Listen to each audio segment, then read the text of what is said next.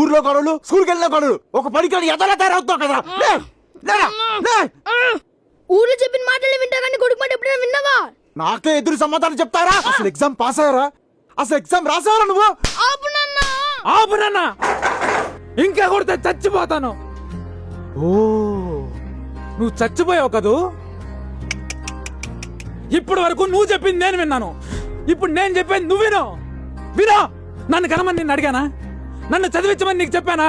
నీ స్వార్థం కోసం నువ్వు నలుగురిలో గొప్పలు చెప్పుకోవడం కోసం నన్ను చదువుకోమన్నావు. ఏరి ఆ నలుగురు ఏరి? ఇప్పుడు చెప్పు.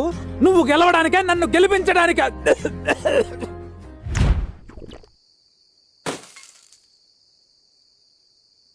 ఎక్కడికి వెళ్ళారా?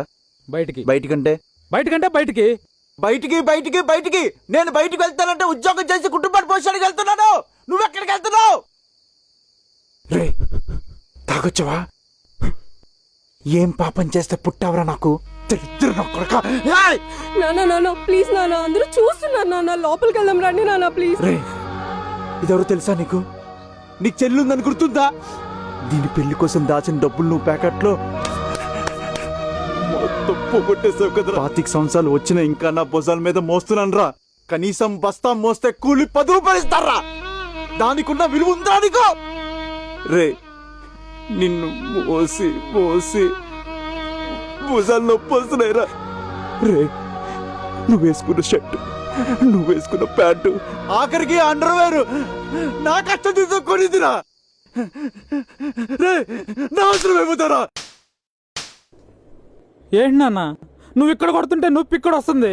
ఈ షర్టు, ఈ ప్యాంటు, ఆఖరికి ఈ ప్రాణం కూడా నువ్వు ఇచ్చిందే నాన్న. నా చిన్నప్పుడు స్కూల్ ఫీజులన్నీ కట్టావు, నాకు ఆరోగ్యం బాగాలేకపోతే హాస్పిటల్ బిల్లులన్నీ కట్టావు, ప్రతి పండుగకి నాకు కొత్త బట్టలు కొనిచ్చావు నాన్న.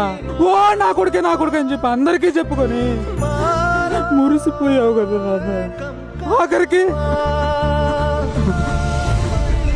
నువ్వు కోరుకున్న ఉద్యోగం వచ్చేసరికి చూడటానికి నువ్వు లేవు కదా నాన్న. కనీసం మాలాంటి కొడుకుల కోసం కొద్ది రోజులు బతకండి నాన్న.